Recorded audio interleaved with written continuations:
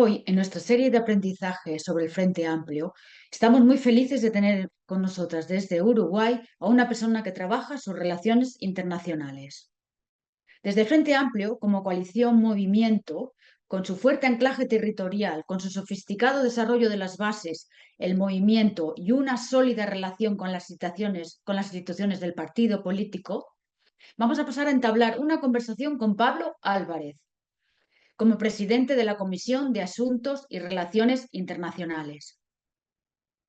En un mundo interconectado donde las políticas económicas influencian atravesando fronteras, es necesario que los movimientos sociales desarrollen capacidades transnacionales. En nuestra conversación indagaremos con Pablo qué herramientas, formas utilizan para relacionarse internacionalmente y con los movimientos sociales. Pablo, tú te formaste en la educación pública y en un hogar frente amplista, militante desde la adolescencia. Eres licenciado en Ciencia Política y durante tus estudios fuiste consejero estudiantil de la Facultad de Ciencias Sociales en el cogobierno universitario. Y también militaste en la Federación de Estudiantes Universitarios de Uruguay, de la cual integraste su mesa ejecutiva como secretario de Internacionales. Integraste también en el Movimiento de Participación Popular, que es la organización de masas que creó el Movimiento de Liberación Nacional, los Tupamaros, guerrilla urbana, a la salida de la dictadura. Y es la organización a la que pertenece el Pepe Mújica y que actualmente la organización es la organización más grande del Frente Amplio. Asumiste como diputado nacional en el primer gobierno del Frente Amplio. Fuiste director general del Ministerio de Educación y Cultura y posteriormente coordinador general de la Oficina de Planteamiento y Presupuesto. En 2018 dejaste el gobierno para cuidar tu paternidad. Actualmente integras el secretariado político del Frente Amplio y presides la Comisión de Asuntos y Relaciones Internacionales del Frente Amplio. Sigues tu militancia en organizaciones de base y de formación política, con el Centro Martin Luther de Uruguay y en otros proyectos de temas internacionales como la CELAC. A nosotras nos da mucho gusto tenerte con nosotras. Gracias. Sí, No, por favor, al revés. Muchas gracias también es. por la posibilidad de este intercambio. Entonces, Pablo, como presidente de Relaciones Exteriores Internacionales en el Frente Amplio, ¿nos podrías hablar de cómo surge este grupo de trabajo? ¿De qué necesidades y cuál es el trabajo que realizas? Bueno, el Frente Amplio, como ustedes ya saben, es una organización política que articula movimientos y partidos. Eso hace que sea una organización política que todavía mantiene fuertes niveles de diálogo con sus bases sociales, eh, pero que a su vez está conformado por varios partidos políticos. Entonces, yo sé que ustedes están trabajando en este tema y no me voy a extender, pero interpretar la trayectoria política del Frente Amplio y su constitución también ayuda a entender luego las acciones particulares, como en este caso la política internacional. La Comisión de Asuntos Internacionales no es una comisión que haya surgido desde la fundación del Frente Amplio. ¿Sí? En el año 71, cuando el Frente Amplio se crea otros órganos, pero no crea un órgano especializado en materia de política internacional. Es una creación posterior. En el año 73 hay una dictadura en Uruguay que entre sus objetivos además tenía intentar destruir políticamente al Frente Amplio. Sin embargo, el Frente Amplio salió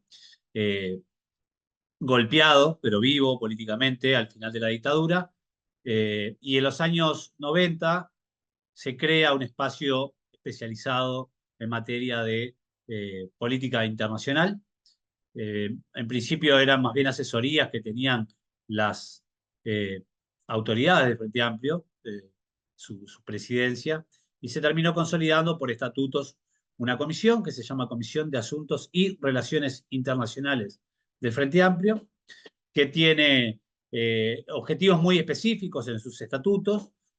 Lo primero es una comisión que asesora a los órganos de dirección del Frente Amplio, a la presidencia del Frente Amplio o a su mesa política, eh, y que además está conformada por representación política de los sectores o partidos políticos del Frente Amplio y también de sus movimientos o del movimiento, ¿no? De los grupos de base del Frente Amplio. Es decir, que es una comisión que asesora a los órganos de dirección y que además se integra por delegación política, lo cual delimita bastante la naturaleza del trabajo de la comisión. En ese trabajo nosotros, bueno, nos reunimos semanalmente, como todas, excepto la presidencia y la secretaría política, son actividades, son responsabilidades honorarias que tenemos en nuestro partido. Forma parte de nuestra militancia tener estas responsabilidades. Eso también es un componente importante del compromiso político del Frente Amplio. Nuestras reuniones tienen claramente un espejo con la coyuntura política. Si hay elementos de la política internacional que exigen posicionarse, la Carifa lo va a asumir y va a asumir el debate con respecto a esa temática y va a intentar consolidar una asesoría para las autoridades del Frente Amplio para que el Frente Amplio se posicione frente a ese escenario internacional. Pensemos, por ejemplo, lo que está pasando con Israel y Hamás. Bueno, es un asunto internacional que claramente exige que los partidos políticos nos posicionemos y el Frente Amplio discute internamente y, bueno, acuerda. Para acordar, puede escuchar a la CARIFA, que como le decimos nosotros, a la Comisión de Internacionales, y por lo tanto, cuanto mejor sea nuestro trabajo en materia de asesoramiento, mejor va a ser el debate que va a dar el Frente Amplio cuando quiera tomar posición. O sea que los temas de coyuntura son uno de los temas. Y luego están los temas como permanentes, ¿no? Bueno, las reflexiones más de más largo plazo, que tienen que ver a veces con temas de coyuntura y otras veces no con temas de coyuntura, inserción internacional, regionalismo, ¿no? Desde el punto de vista político. Y a su vez, por otro lado, también trabajamos en materia de relacionamiento, o sea que nos relacionamos con diferentes delegaciones que puedan llegar al país, participamos de diferentes instancias en las que el Frente Amplio asista. Ustedes me van guiando cualquier cosa con las preguntas y si tengo que parar por las dudas, pero el Frente Amplio pertenece solamente a dos organismos internacionales, que en realidad son dos organismos regionales. Uno de ellos es la COPAL, que reúne a los partidos progresistas de la región. Y por otro lado es el Foro de Sao Paulo, que es más nuevo, que surge también en los años 90, que reúne a los partidos progresistas y de izquierda de la región. Estas son las únicas dos pertenencias que tiene el Frente Amplio, pero como les decía al principio, en el Frente Amplio hay partidos políticos que tienen otras pertenencias en otras organizaciones internacionales. Entonces, hay una vida múltiple, ¿no? Por un lado, lo que hace el Frente Amplio como partido político, que nuclea a todos, pero también una vida de relacionamiento internacional y también de posicionamiento internacional que llevan adelante las diferentes organizaciones. Puede suceder el caso en que en un tema el Frente Amplio no se exprese directamente, pero alguna de sus organizaciones sí lo haga, o puede suceder que algunas organizaciones se expresen o se expidan, se posicionen en un tema de una forma diferente a la posición que todo el Frente Amplio puede asumir. Es decir, porque el Frente Amplio tiene que contener su diversidad interna, sus diferencias de mirada con respecto a sus sectores políticos, pero también a la participación de base. Y ese es un poco lo que nosotros decimos, el arte misterioso del Frente Amplio, el creer en la unidad como con un sentido estratégico. Y quizás ahí la clave sea que no sabemos muy bien cómo se consolida la unidad, pero sabemos muy bien cómo se rompe. Por lo tanto, intentamos nunca llegar hasta ese lugar. Y las comisiones, y cierro, las comisiones muchas veces, los espacios internacionales, muchas veces tienen posicionamientos corridos al resto, ¿no? A veces posicionarse sobre asuntos que ocurren lejos nos permite a veces ciertas licencias que hay que controlar, y para quienes además tenemos una aspiración de poder, o sea, somos un partido político que pretende volver a ser gobierno, entendemos también que nuestras decisiones tienen que ser decisiones que estén basadas en nuestros principios, pero que también estén basadas en la capacidad estratégica que tiene el partido para acceder al gobierno y desde el gobierno llevar adelante las políticas que entendemos necesarias también en el plano internacional. Pablo, una de las cosas que has descrito es que la comisión está formada tanto por el partido político como integradas por miembros del movimiento. Em, bueno, y nos has descrito los mecanismos de funcionamiento. La siguiente pregunta va más en relación a nivel de comités de bases, más a nivel de movimiento. ¿Hay también coordinaciones a nivel internacional? ¿Qué tipo de relaciones establecéis con otros movimientos de América Latina? Y si hay trabajo y estrategia a ese nivel, ¿cómo se desarrolla? Bien, solamente para aclarar de mi parte por las dudas, cuando nosotros hablamos de movimiento en el Frente Amplio, hacemos referencia a el espacio del partido político que se organiza en las bases sociales.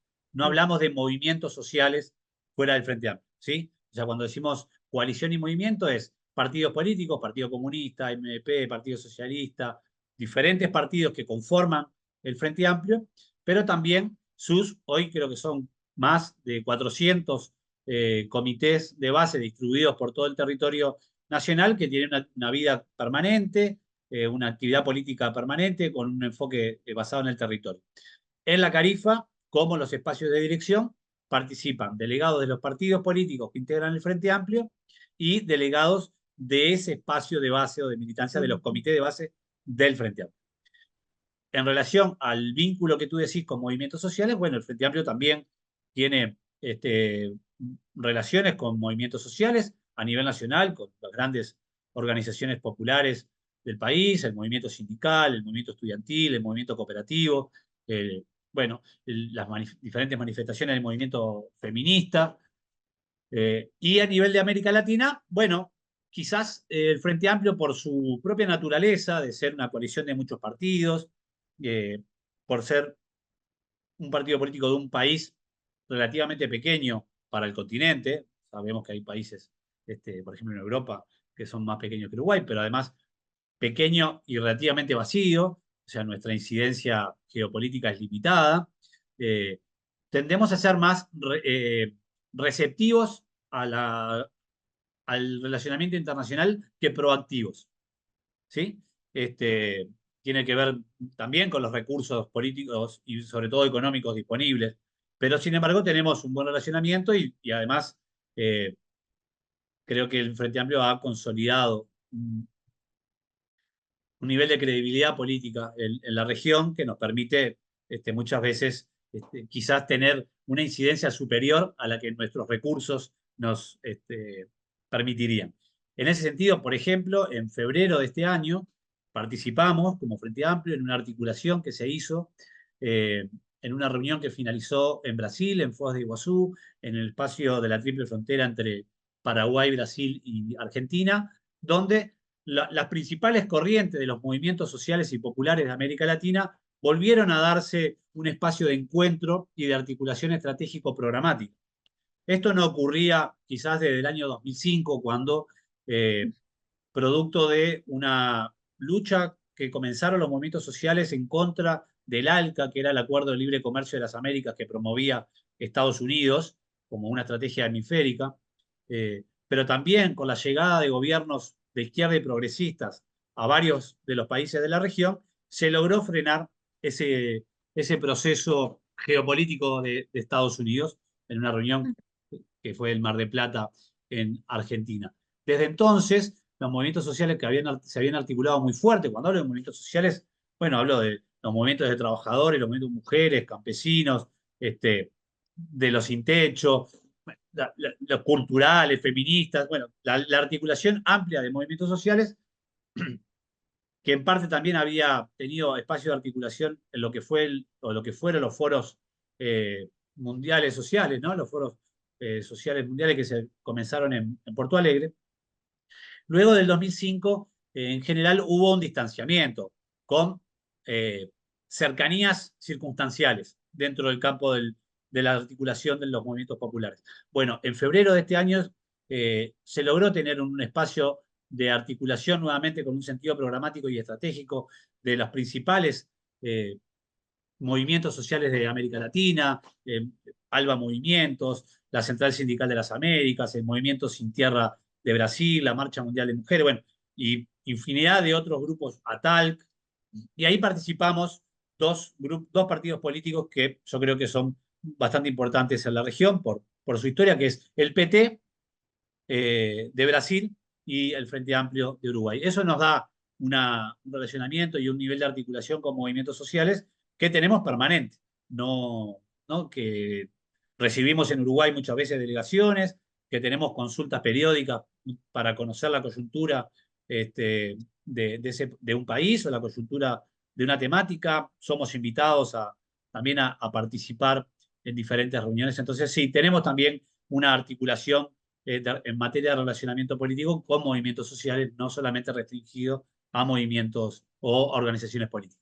¿Nos podrías contar un poquito más cuáles crees que fueron las condiciones y los contextos que hicieron posible ese encuentro en 2005 y ahora? Entiendo, has dado algunas pistas, ¿no? Algunos partidos de izquierdas, el ALCA. Bueno, eso generó, ¿no? ese movimiento. Quizás hay otras condiciones y contextos que fueran importantes. Y luego, ¿cómo lo compararías con ahora? ¿Qué crees que qué es lo que ha hecho emerger esta posibilidad?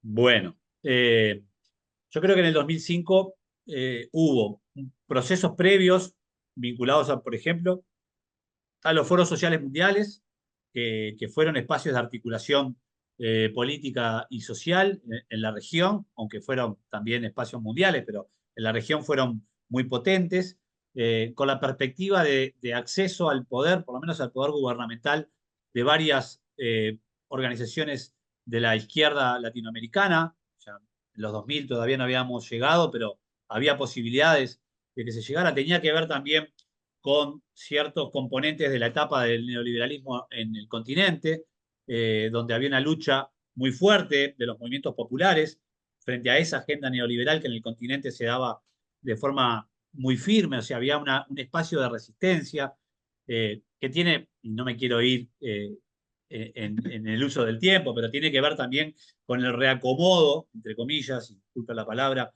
que tuvieron las izquierdas a partir de la caída del bloque socialista, ¿no? Entonces, ¿cuál fue el espacio político y social de la izquierda, sobre todo en el continente? Hubo fenómenos en los años 90 en el continente que fueron reimpulsando diferentes estrategias. Por ejemplo, en el año 94 no nos podemos olvidar de que el 1 de enero surge el movimiento zapatista, surge para la región, digamos, ¿no? El movimiento zapatista en México, y eso es, independientemente del nivel de acuerdo que se pudiera tener con esa estrategia, es un empuje de que no había que bajar los brazos, ¿no? Independientemente de que se estuviera más de acuerdo o menos de acuerdo, era un escenario de una resistencia activa frente a políticas neoliberales. Hubo fuertes movimientos sociales que en el continente se fueron de alguna forma oponiendo a eso, a los procesos de privatización, a los procesos intensivos de extractivismo, que fueron generando movimientos populares y que fueron conectando con las agendas de los partidos políticos. Entonces yo creo que en el 2005, ya con gobiernos de izquierda, con un movimiento social, con un movimiento popular que venía teniendo protagonismo desde la resistencia, esto también es importante, ¿no? Desde la resistencia lograron articular una agenda común, por lo menos de resistir la agenda de Estados Unidos con respecto a un área de libre comercio de las Américas. Quedan elementos colgados para otra discusión, pero tiene que ver con la perspectiva de la integración latinoamericana, desde el lugar que ocupa América Latina en el imaginario de los movimientos populares y los partidos políticos de izquierda, esa disputa por el sentido de un espacio, de un territorio compartido y un espacio en disputa. Bueno, me parece que pasaron muchas cosas. Luego del 2005, lo que pasó fue que gobernamos. Y gobernar muchas veces trae más problemas de lo que nos resuelve. Pero bueno, como nadie nos obliga, tenemos que estar dispuestos a enfrentarlos. Y en esa agenda de gobierno, bueno, hubo gobiernos que eligieron caminos más orientados a una política interna, nacional, hubo gobiernos que también privilegiaron políticas regionales y muchas veces se hacían también en consonancia con ciertas articulaciones de los movimientos populares, ¿sí? Y eso hizo que bueno, que haya quienes hablaban de izquierda carnívora, izquierda vegetariana, ¿no? Esas luchas que a veces nos pone la derecha para que nosotros mismos nos miremos ante espejos que distorsionan nuestra propia realidad. Y bueno, fueron siguiendo caminos distintos y también los movimientos populares tuvieron espacios de confrontación con los propios gobiernos con los que habían sido anteriormente aliados, ¿no? Luchas ambientales, luchas vinculadas al mundo del trabajo, luchas presupuestales por bienes y servicios públicos. Bueno, la lógica justamente de la política. Yo creo que en esta etapa, y un poco hacia el final de la pregunta que tú hacías, ¿por qué ahora de nuevo? Bueno, acá nosotros tenemos un dicho que, que dice algo así como que el susto despierta al mamado. El mamado es el que está borracho, digamos, ¿no? Entonces, bueno, ante una agenda de derecha que volvía a tener mayor peso político, que volvía a tener legitimidad en la escucha pública, que ganaba elecciones, que eso tenía que ver también con la propia agenda progresista, donde la derecha no era una derecha, no es una derecha inocua, es una derecha que viene en la medida de lo posible a afectar las victorias y las conquistas de los gobiernos progresistas, también afectan no solamente a la izquierda política que sale de los gobiernos, sino a los movimientos populares que defienden a veces intereses más particulares. Entonces, yo creo que en ese nuevo escenario y en un escenario futuro de que el mundo está virando hacia ciertas novedades, donde hay un debilitamiento hegemónico de Estados Unidos, donde hay otros actores internacionales que tienen pretensiones también globales sobre América Latina. Bueno, la discusión sobre el rol de la integración regional vuelve con un nuevo sentido, ¿no? Nosotros decimos que muchas veces en América Latina hablamos de la integración como una deuda con nuestros libertadores, ¿no? Pero creo que hoy es mucho más claro de que nuestra integración tiene que ver más que con lo que no hicimos en el pasado, con lo que necesitamos para el futuro. ¿Sí? Y entonces, en esta nueva discusión sobre el escenario internacional, el papel de lo regional, yo creo que es un espacio conjunto que habilitó nuevamente la confluencia de las estrategias de movimientos sociales y populares, que no es que se habían peleado, ojo, no es que estaban distanciados, sino que no articulaban estratégicamente. Bueno, vuelven a hacerlo y los partidos políticos, ubicándonos donde nos corresponde en esta foto, que no es al frente, ¿sí? Que es respetando las autonomías de los movimientos sociales, respetando las naturales distancias que existen entre una organización político-partidaria y un movimiento social. Entendemos también que no podemos estar ausentes porque para el nuevo proceso de integración, la articulación no debe ser solo del movimiento, de los movimientos sociales, sino también de los movimientos políticos y de los partidos políticos con los movimientos sociales. ¿Qué retos enfrentáis o qué aprendizajes habéis adquirido de este proceder, ¿no? Bueno, para nosotros, en clave internacional, la integración regional es un horizonte que está en los primeros niveles de activación de nuestra estrategia. Para nosotros como país, ¿sí? ¿Qué me decías, Perdona, Carol? no Perdón. integración No, la regional es. integración regional para nosotros es una prioridad Ah, en materia ujú. de mirada no nacional, de mirada internacional.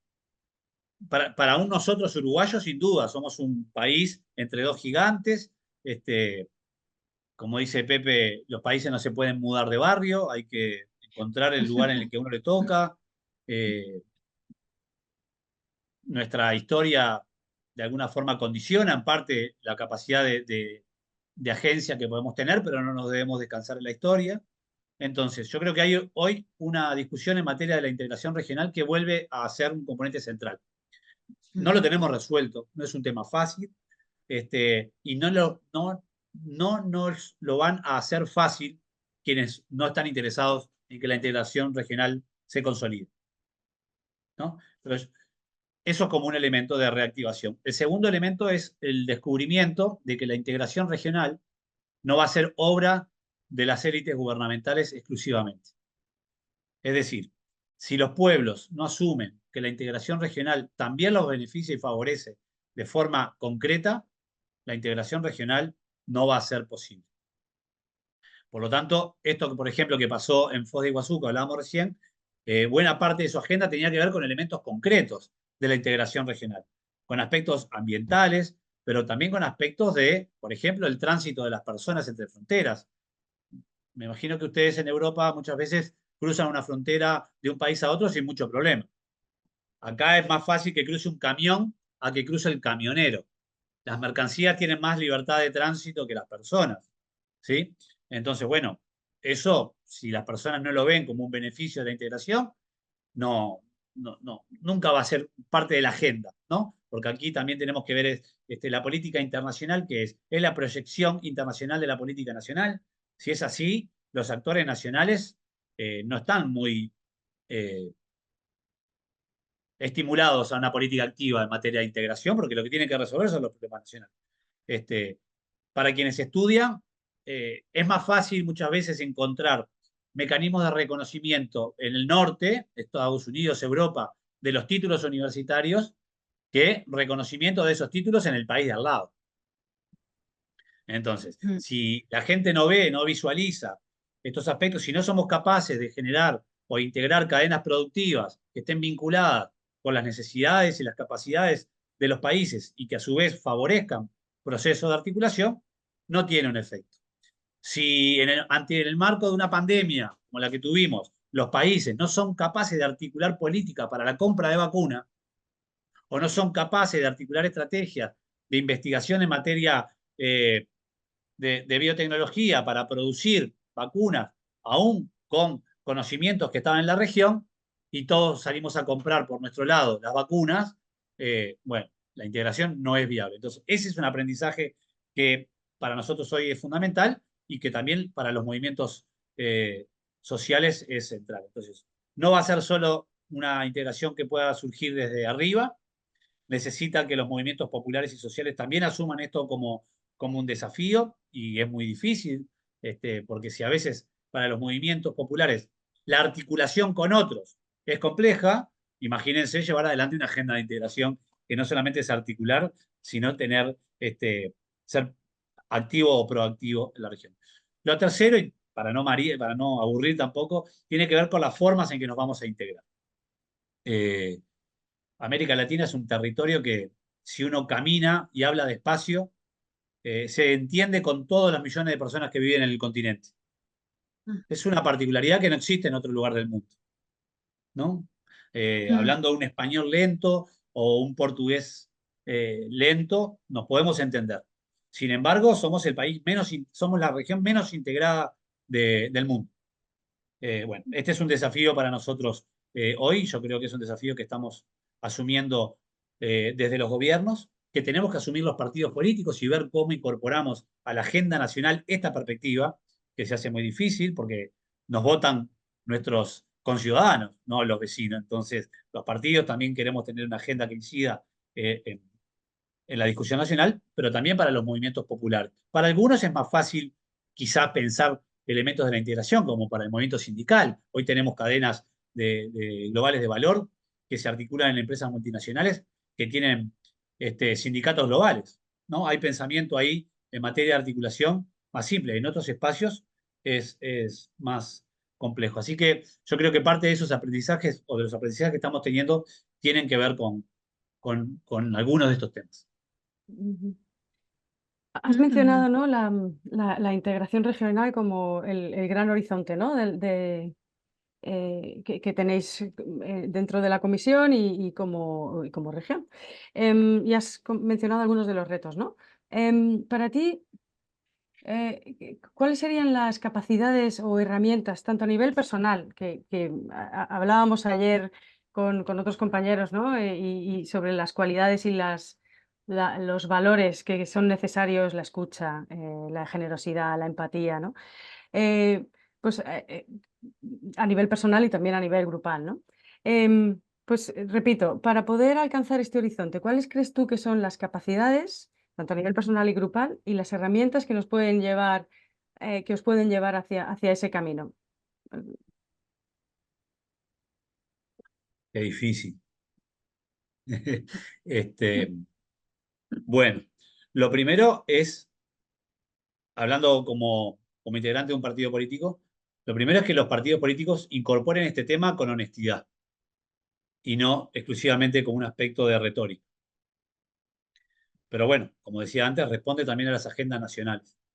Eh, Esta discusión de si los países no tienen amigos, tienen intereses para pensar una política exterior, bueno, hay que encontrar una vuelta distinta. A veces, quizás, eh, favorecer a un amigo puede ser mucho más importante para los propios intereses que obtener un beneficio inmediato que satisfaga intereses concretos, ¿no? Por ejemplo, pensar acciones que articulen cadenas industriales a nivel regional, eh, poner una fábrica común con capitales de diferentes países en un país puede ser más útil para la integración y para la propia producción que otros. O sea, ponerlo en forma honesta y ser en ese sentido. Luego, saber que hay que crear instrumentos que sean útiles para todos y sean viables. En América tenemos una cantidad de instituciones que tienen algo que ver con la integración. Y en general este tipo de integraciones nunca mueren aunque dejen de respirar. Es un caso, un fenómeno. Tenemos instituciones zombies, digamos, ¿no? Porque es muy difícil matar una institución. Sin embargo, lo que hacemos es crear otra. Y entonces, si esa no funciona, creamos otra. Y a veces creamos instituciones para la integración regional que tienen fundamentalmente un componente de cercanía ideológica, o que no lo tenga. Surge porque, por ejemplo, los presidentes se ponen más de acuerdo porque tienen menos distancia ideológica entre ellos. ¿Qué pasa? Ante la alternancia de partidos políticos en el gobierno, un presidente que tenga una distancia ideológica mayor se desentiende de ese proceso de integración. Ujú, ujú. Entonces, bueno, esto también es parte de un reconocimiento de que no nos vamos a integrar cuando seamos todos amigos, Mm, ¿no? Si esperamos hacer todos amigos con proximidad ideológica a los gobiernos, probablemente no suceda nunca. Así que hay que encontrar un pienso que habilite la integración, aun cuando no seamos del todo amigos. Estamos desafiados hablar de la coyuntura, estamos desafiados a pensar la integración, incluso con Milei, porque Milei es Milei, pero Argentina es Argentina, mm, mm. ¿no? Entonces, si no somos capaces de pensar sobre esa materia, va a ser muy difícil. No digo que tengamos la respuesta, pero quizás en otro momento diríamos, no, con la derecha no podemos integrarnos, ni lo pensemos. Si la integración de verdad es un objetivo que se persigue, hay que poner. Y algunos de los instrumentos que estamos manejando tienen que ver con, por ejemplo, con instrumentalizar espacios de integración que no se basen exclusivamente en la lógica del consenso. Ujú. Porque la lógica del consenso, por ejemplo, para países con menor poder relativo, como puede ser Uruguay, puede ser muy importante para evitar que los grandes te atropellen, ¿sí? Pero también inhabilita la acción de aquellos que están dispuestos a ponerse de acuerdo. Entonces, hay que pensar instrumentos que nos permitan avanzar a los que están de acuerdo y a los que no están de acuerdo por ahora, que avancen menos, pero que se puedan enganchar en el proceso de negociación posterior. O sea, yo creo que esta es vamos a llamarle una inteligencia que está girando en el continente. Ujú, ujú. Este, que bueno, que en particular Mujica la está intentando también promover, yo le llamo un poco la doctrina Pepe a esto, que bueno, sentémonos a conversar, acordemos lo que podamos, eh, pensemos incluso lógicas simbólicas, ¿no? El continente no tiene un himno, no tiene una bandera, los pueblos también, hay que poner en juego las emociones, ¿no? Entonces esto no puede ser solamente, por eso decía, no puede ser solamente un aspecto de las élites, tampoco económico, tampoco racional, bueno, Claro. en esa construcción yo creo además que se nos va la vida. Mm. Y además, justo en esa lógica de no pueden ser solo los partidos políticos, ¿no? Sino que también los movimientos sociales tienen que hacer esa integración, ¿no? Ese trabajo desde las bases. ¿Y cuáles crees que son las capacidades, teniendo en cuenta la realidad de los movimientos sociales, no solo del movimiento como relacionado con el Frente Amplio Partido, sino de los movimientos sociales en América Latina? ¿Cuáles crees que serían las capacidades también o herramientas que podrían ayudar a esa integración? Y todas estas preguntas, obvio, van al hilo de un poco las dificultades que vemos aquí en Europa, ¿no? Del trabajo más colectivo, más transnacional. Bueno, sí, de vuelta un poco yendo a algo de la historia para entender cómo pueden ser, ¿no? Porque a veces pensamos, el movimiento estudiantil en América Latina a lo largo de la historia tuvo un peso importantísimo, ¿sí? Desde las coordinaciones de los movimientos estudiantiles universitarios del principio del siglo XX, fueron agentes de cambio intelectual, cultural, que promovieron iniciativas, que lograron articulaciones entre personas, que luego fueron articulaciones entre herramientas políticas. Por lo tanto, a veces no es necesario como llegar a un acuerdo para poder trabajar en el mismo sentido, ¿sí? Eh, bueno, hoy uno de los desafíos es que muchas veces estamos más atentos a cómo sobrevivir, que no nos atrape un partido, que no nos atrape una estrategia, cómo mantenernos con recursos escasos, cómo disputar espacios de, de conducción en ciertos temas. Entonces, quedamos más atados a esa lógica de la sobrevivencia. Y entonces nos queda mucho más lejos pensar cómo articular con otros cuando estamos solamente pensando cómo sobrevivir. Luego, asumir a qué nos enfrentamos, ¿no? Creo que también el tener mejores diagnósticos de a qué nos enfrentamos nos puede ayudar a definir cómo nos enfrentamos a eso. Yo creo que para las izquierdas el componente internacional de la lucha está en el ABC, ¿no? Para nosotros la lucha política es una lucha global, lo que no significa que no entendamos también que existen otras instancias en el marco de esa lucha, que hay componentes que sin solución global no van a tener solución. Los temas ambientales, los temas de la paz, los temas de la seguridad, sin soluciones globales no va a haber solución, ¿no? Algunos porque están fuera del control de los humanos, ¿no? De cómo se mueven los gases de efecto invernadero, no tienen fronteras. Y el tema de las guerras y de la paz también tienen que ser componentes que, bueno, si encontramos caminos para poder asumir esas luchas comunes, hay espacios para la articulación. Claro, si después el tema ambiental se termina transformando en un componente que pone en disputa la capacidad de un acuerdo entre Unión Europea y Mercosur, bueno, no estamos defendiendo el ambiente, estamos defendiendo un espacio de la producción. Entonces, ¿cómo no quedar presos a esa situación? Nadie tiene la bola de cristal, nadie tiene la piedra filosofal con respecto a esto, pero yo creo que este componente de la honestidad de la lucha me parece importante. Y bueno, ¿qué tenemos enfrente hoy?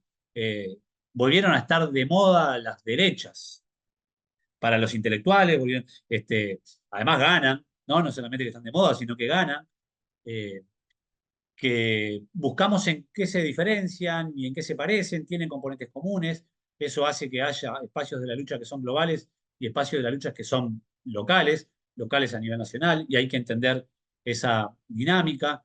Entonces,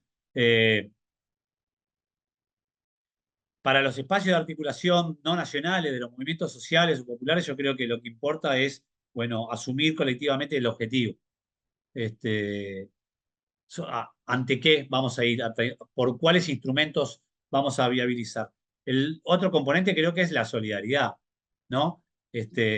Muchas veces hay que asumir la solidaridad de forma más abierta, no andar con la lupa para la solidaridad, ¿no? A ver, buscando si soy o no solidario, ¿no? La solidaridad debería nacer desde los principios que tenemos y no de cómo se comporta el otro, ¿no? Capaz que estoy enojado con el otro, pero si está siendo vulnerado en algo que para mí es un tema de principios, mi solidaridad no debería ponerse en duda.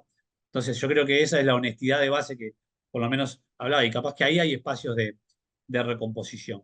Y por último, bueno, hay un elemento más profundo que creo que es hacia dónde dirigimos hoy nuestro tiempo, los seres humanos, ¿no? Esta lucha entre, bueno, estamos siendo, por lo menos las izquierdas, estamos siendo incapaces de armar un horizonte común global que articule muchas luchas. Entonces, no le podemos pedir tampoco a los vecinos y las vecinas que se enamoren de un proyecto que queda muy lejos cuando hay que resolver cosas concretas, inmediatas. Bueno, encontrar los espacios de articulación de esas luchas también me parece parte importante de cómo viabilizar esta articulación. Uno de los temas que escuchamos desde los activistas de Europa, ¿no? En los movimientos sociales, es que a las personas, a los activistas les cuesta salir como de la esfera como interpersonal o grupal, ¿vale? Para conectar o colaborar con otros movimientos sociales a nivel transnacional. Aquí cuesta mucho salir de ¿no? De esta visión como más burbuja de movimiento social, ¿no? Puede ser por falta de infraestructura o por falta de ideas estratégicas ambiciosas. Bueno, muchas razones pueden ser. ¿Qué consejos nos das tú para superar estas dificultades que tenemos ahora en Europa? Que me parece que tenéis bastante mejor infraestructura en No, América Latina. consejos ninguno. Este,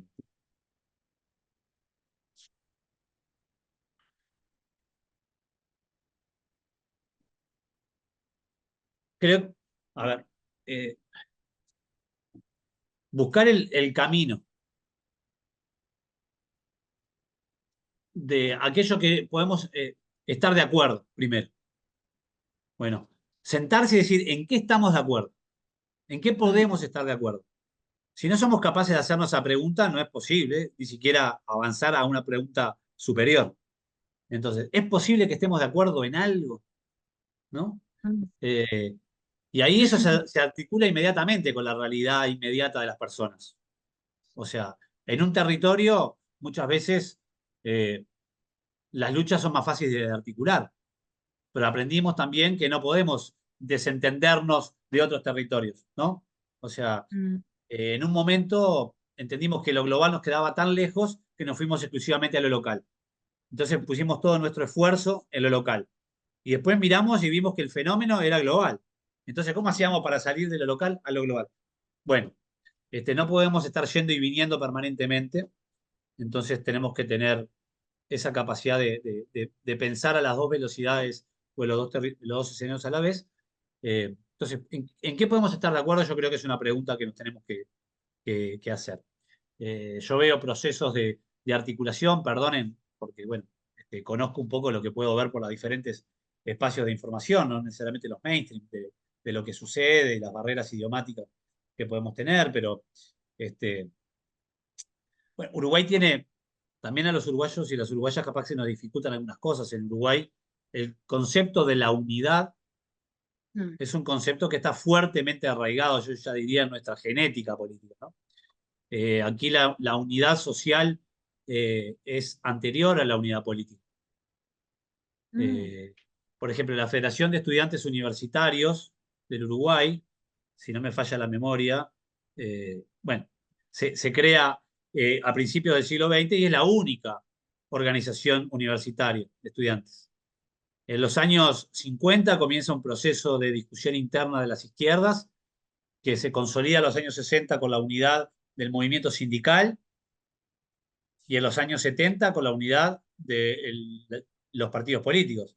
O sea, este componente de la unidad para nosotros está como muy fuerte instalado, entonces quizás a veces, por eso decía al principio, consejos pocos, se nos dificulta entender por qué no se ponen de acuerdo, aunque sabemos por qué no nos podemos poner de acuerdo. Este, pero bueno, yo creo que el otro elemento es aceptar si estar juntos es mejor o no, porque tampoco hay que imponer esto como una pareja, tampoco hay que imponerse a seguir si la pareja entiende que no va para ningún lado, digamos, ¿no? O mm. sea, entonces, eh, si se puede estar juntos o no, si, ¿qué ganamos? ¿En qué podemos estar de acuerdo? Si queremos estar juntos o no. Y eso implica también tener una perspectiva compartida del diagnóstico. Hay que tener un diagnóstico compartido de lo que pasa. Y por último, aceptar los pagos múltiples y diferenciados, como le digo yo. O sea, si cada acuerdo es un acuerdo de suma cero, donde uno gana todo o pierde todo, es imposible. Mm, Este, entonces, yo creo que hay que construir caminos de unidad que habiliten pagos múltiples. Capaz que no logro todo, pero no lo pierdo todo. Y esto, un poco creo que María, tú lo preguntabas, ¿cuáles son estas habilidades, entre comillas, personales? ¿No? Bueno, aceptar que capaz que no lo gano todo. Y eso no me hace ser un perdedor. Y aceptar también que si lo gano todo, no gano para siempre. Eh, quizás esto sea muy, yo qué sé, naif para la pregunta que ustedes me hacen y ustedes saben de qué me están preguntando y yo no me ubico correctamente, este, pero bueno, también saber que a veces nos hacemos trampa entre nosotros. Muchas veces saber que una parte de nuestras agendas pueden ser financiadas por parte de los propios actores contra los que luchamos.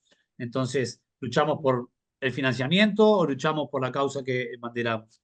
Este, Esta también es una batalla que tenemos desde los partidos políticos cuando la gente nos ve que nos distanciamos de la gente.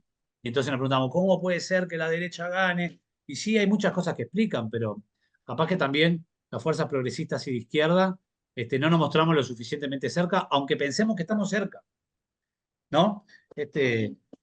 ¿Cuántos dirigentes de izquierda social y política se toman el transporte público para ir hacia su lugar de trabajo?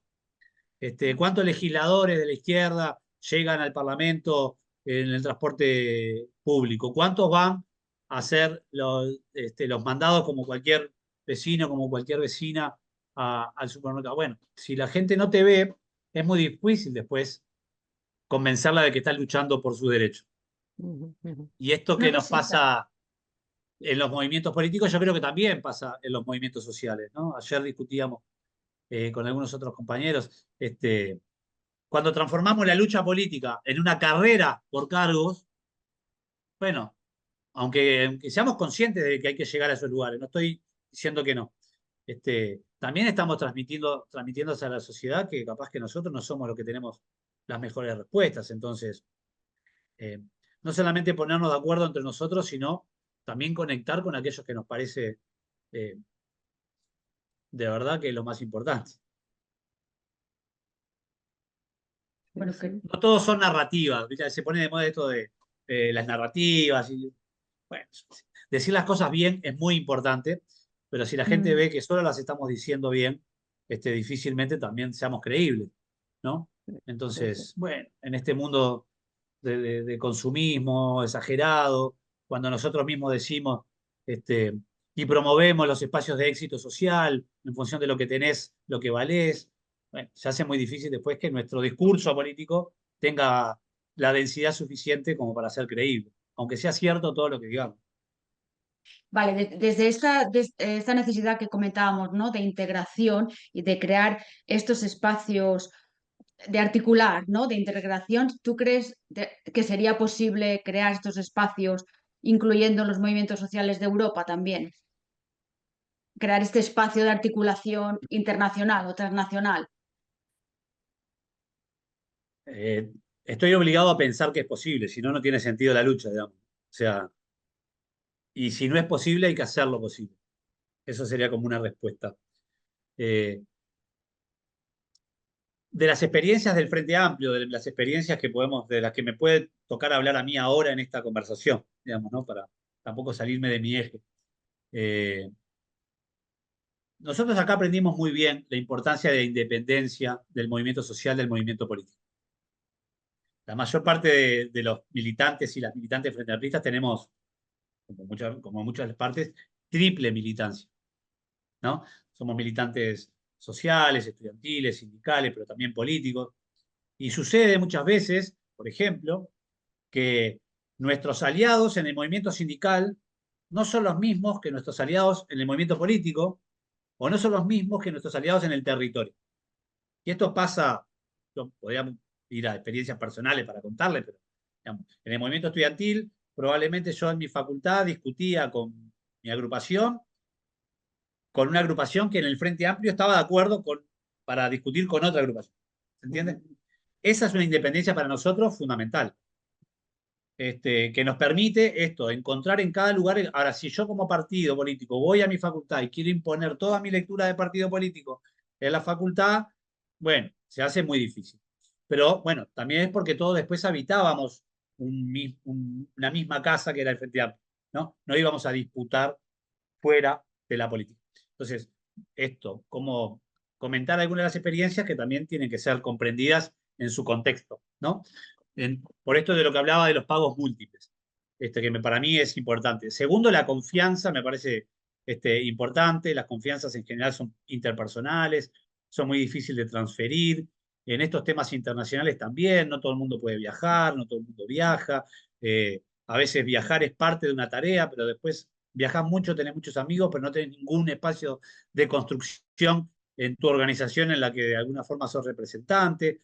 Eh, entonces, encontrar esos espacios en que se pueda estar de acuerdo, en el que no todos tengamos que ganar o perder todo, en el que estemos dispuestos a perder, eh, me parece importante. El otro elemento es como aceptar que muchas veces, también está trillado, pero no olvidarlo, eh, nuestros adversarios se juntan por sus intereses y nosotros nos solemos separar por nuestras ideas, ¿no? Entonces, vos sos un poco más para allá, yo soy un poco más para acá, este, y entonces no nos ponemos de acuerdo y los de enfrente se ponen de acuerdo rapidísimo con respecto a sus intereses.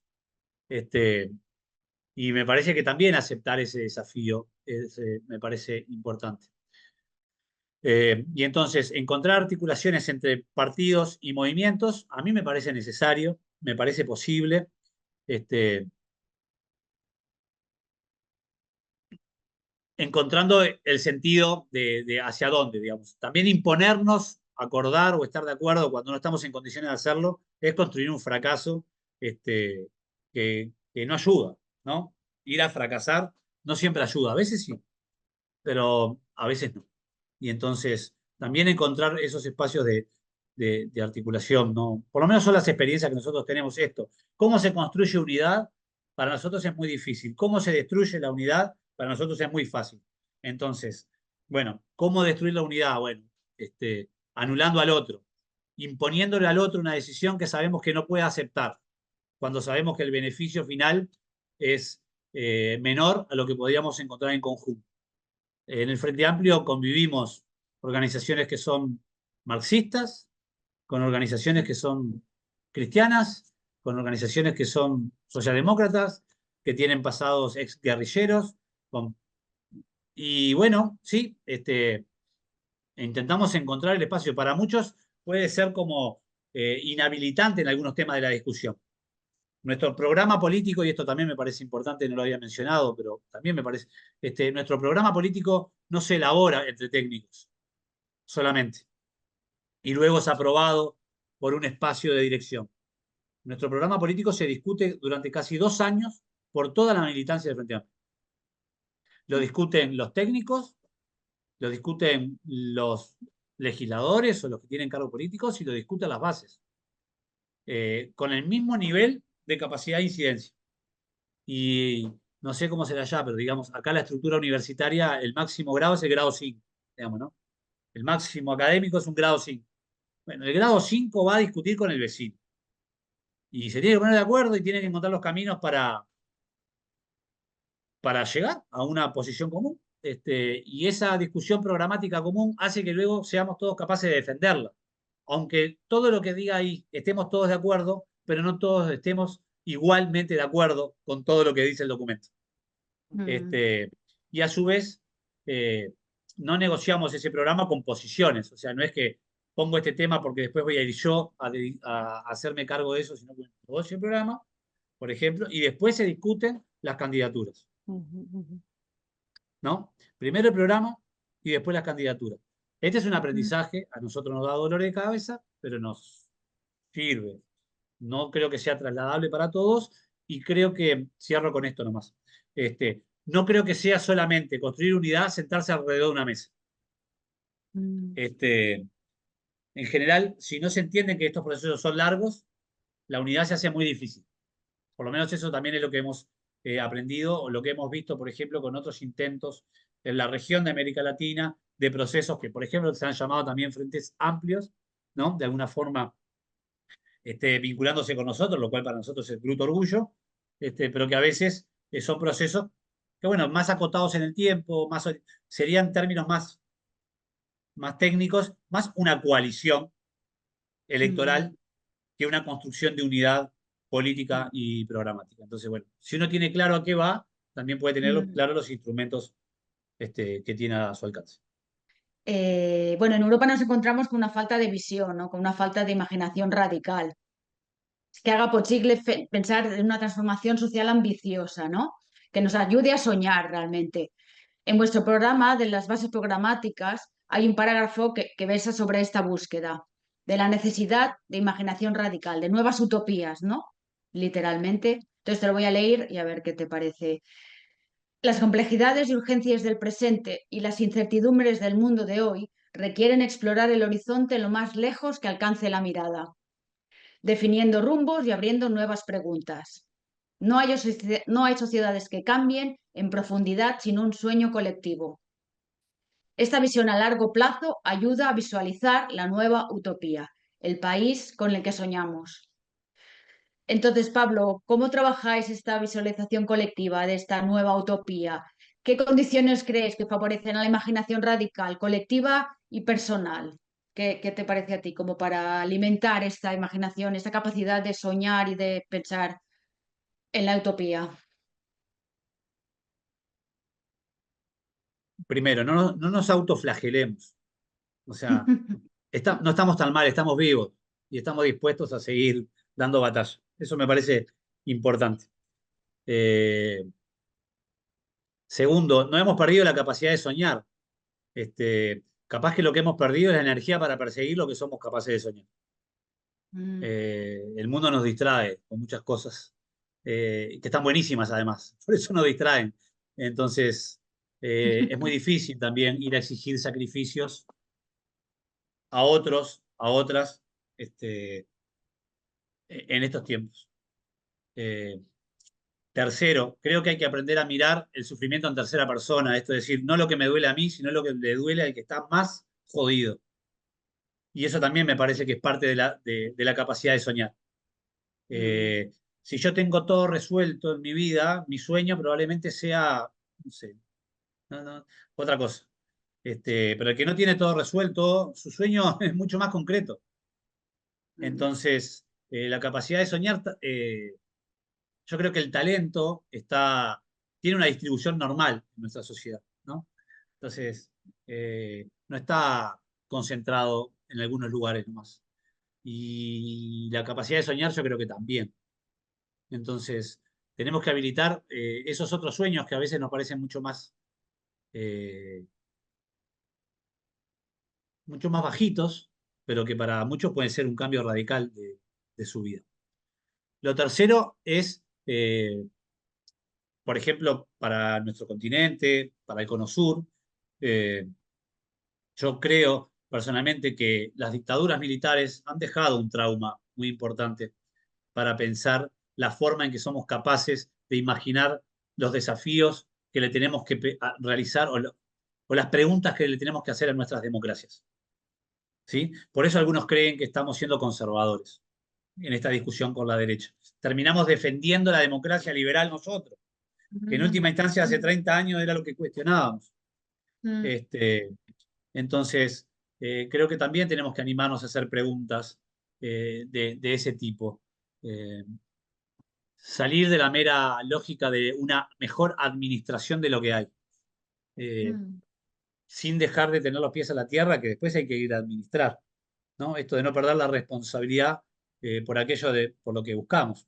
Entonces, eh, habilitar la capacidad de soñar como un espacio de la política me parece necesario. Eh, no ser hegemónicos con nuestros sueños y entender que hay muchos sueños también. Eh, Aprender a soñar desde el lugar también de los que están más jodidos. No en todas las sociedades es el mismo sujeto. En algunos lugares pueden ser los migrantes, en otros lados las mujeres, en otro lado los hogares pobres, en otro lado las infancias. Y ser capaces de articular esas luchas. Me parece que esa es como la posibilidad de empezar a reconstruir otro espacio. Ustedes lo planteaban al principio como otro horizonte colectivo, ¿no? Mm. Estamos como muy ensimismados en lo que podemos hacer.